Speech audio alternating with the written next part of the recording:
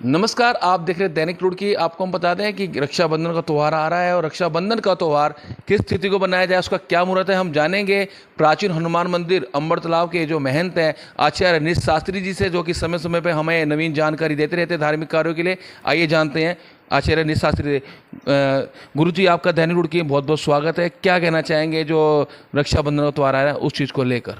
जी धन्यवाद भक्त जी और योगराज जी, आपकी पूरी टीम को और दैनिक रुड़की के सारे दर्शक जो भी हमें देख पा रहे हैं, सभी को जय श्री राम, हर हर महादेव। देखिए, बहुत अच्छा प्रश्न है और समय अनुसार दैनिक रुड़की के माध्यम से सारे दर्शकों को समय समय पर जो भी हमारे धर्म पर्व संबंधी हैं उनकी जानकारी आपको प्राप्त होती रहती है। उसके लिए दैनिक रुड़की बहुत बहुत बधाई के पात्र हैं। और जैसे आपने पूछा, हमारा जो हिंदू धर्म में वैदिक सनातन परंपरा में रक्षाबंधन का पर्व अपने आप में बहुत ही महत्वपूर्ण है। ये भाई बहन के प्रेम को दर्शाता है और इस तिथि पर बहनें अपने भाई के लिए उत्तम स्वास्थ्य से लेकर उसके सुख समृद्धि की कामना किया करते हैं।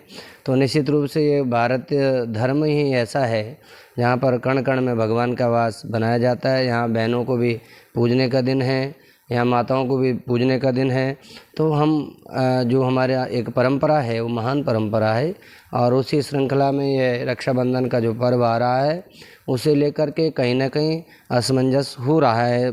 लेकिन मैं आपको बता दूं, जो रक्षाबंधन का पर्व होता है वो श्रवण नक्षत्र के साथ साथ पूर्णिमा जो तिथि होती है श्रावण मास की, उसमें मनाया जाता है। लेकिन इस बार ऐसा हो रहा है कि जो पूर्णिमा है वो 11 अगस्त में प्रारंभ होगी लगभग 10 बजे के आसपास, और जो कि अगले दिन 12 अगस्त को सुबह 7:05 या 7 मिनट तक चलेगा। लेकिन 11 अगस्त में पूर्णिमा के साथ साथ भद्रा आ रही है और हमारे भारतीय ज्योतिष में यह कहा जाता है कि जब भी रक्षाबंधन के पर्व पर भद्रा का साया पड़े, अशुभ ग्रहों का साया पड़े, राहु काल का साया पड़े, उस काल में कभी भी अपने भाई के कलाई पर बहनें राखी न बांधें, ऐसे शास्त्रों में वर्णित है।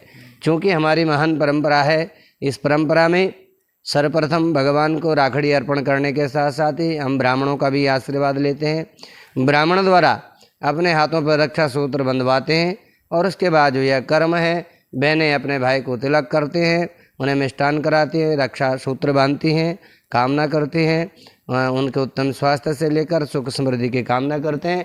लेकिन यदि भद्रा का साया रहेगा, अशुभ मुहूर्त का साया रहेगा, तो कहीं ना कहीं उनकी खुशियों में खलल पड़ेगा। इसलिए हमारा मानना यह है कि 12 अगस्त को रक्षाबंधन का जो पर्व है वो मना श्रेष्ठ रहेगा।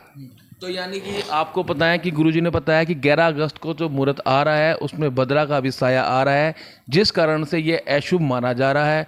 और आपको पता है कि 12 अगस्त को यह शुभ मुहूर्त माना जाएगा। जी हाँ, इस बारे में और क्या कहना चाहेंगे कि 11 अगस्त को ना मना के आप 12 अगस्त को बना सकते हैं? 12 अगस्त को सुबह तक रहेगा, किस समय तक रहेगा ये? नहीं, देखिए, उसमें कुछ ज्योतिषी लोग और कुछ हमारे भाई लोग ये कह रहे हैं कि 11 अगस्त में भद्रा पाताल लोक की है और शाम को 8 बजे के बाद मुहूर्त बता रहे हैं। लेकिन मैं सभी से ये निवेदन करूंगा कि रात्रि काल में, निशा काल में रक्षाबंधन मनाना श्रेष्ठ नहीं रहेगा। इसलिए सभी को सर्वसम्मति के साथ निर्णय लेना चाहिए, अपने हठ धार्मिकता को छोड़ते हुए, और प्रातःकाल 12 अगस्त में ही यह त्यौहार मनाना, क्योंकि उदया तिथि है, उदया तिथि को श्रेष्ठ माना जाता है। रात्रि काल में आप 8:50 या 8:30 या 8 बजे के बाद रक्षा सूत्र बांधना हमारी दृष्टि से ज़्यादा उचित नहीं रहेगा। उदया तिथि में मनाना अच्छा रहेगा।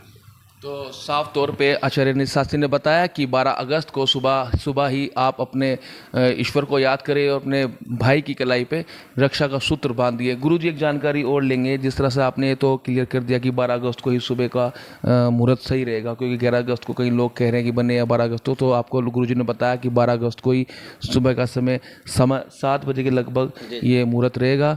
तो आप प्रातःकाल इसमें 4 बजे से लेकर 7 बजे तक ये काम कर सकते हैं, यानी कि शुभ मुहूर्त रहेगा। गुरुजी एक जानकारी लेंगे कि जिनकी भाई नहीं होते, या फिर आपने जिस तरह बताया कि ब्राह्मण उनको कलाई बांधे, ईश्वर को बांधे, और एक ये रक्षा सूत्र खोल के फेंक देने का बहुत वो है कि खोल देते हैं, 3 दिन में खोल देते हैं, 4 दिन में खोल देते हैं, तो उससे कुछ फर्क पड़ता है या नहीं पड़ता बंधने के बाद इस तरह से?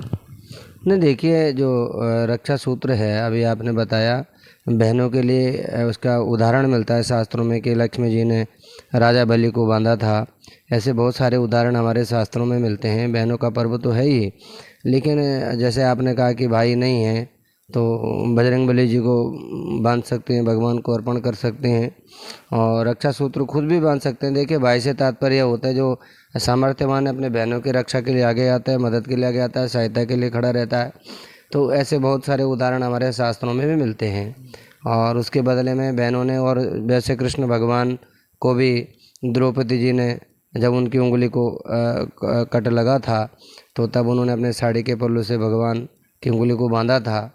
तो बदले में भगवान ने कहा था कि उस जो आपने मेरे ऊपर रक्षा सूत्र बांधा है उसके बदले में कुछ ना कुछ आपका ज़रूर इसको ऋण से मुक्त होऊंगा। तो ऐसे बारे बहुत सारे उदाहरण हैं। इसे एकदम ऐसा नहीं खोलना चाहिए और इसे बंधा रहना चाहिए कुछ दिनों तक तो निश्चित रूप से।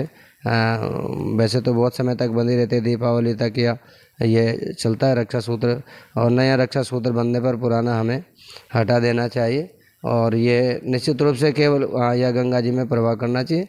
उसे केवल एक धागा ना मान कर के ये प्रेम का प्रतीक है, इसकी ये बहुमूल्य है और ये आपकी रक्षा के लिए बिल्कुल, जिसमें आपके लिए प्रार्थना की गई हो, आराधना की गई हो, तो आपके लिए सर्वश्रेष्ठ है और इसे गंगा जी में विसर्जन करना चाहिए। खोलने के बाद ऐसे इधर उधर नहीं फेंकना चाहिए, सम्मान की दृष्टि से इसे रखा जाना चाहिए।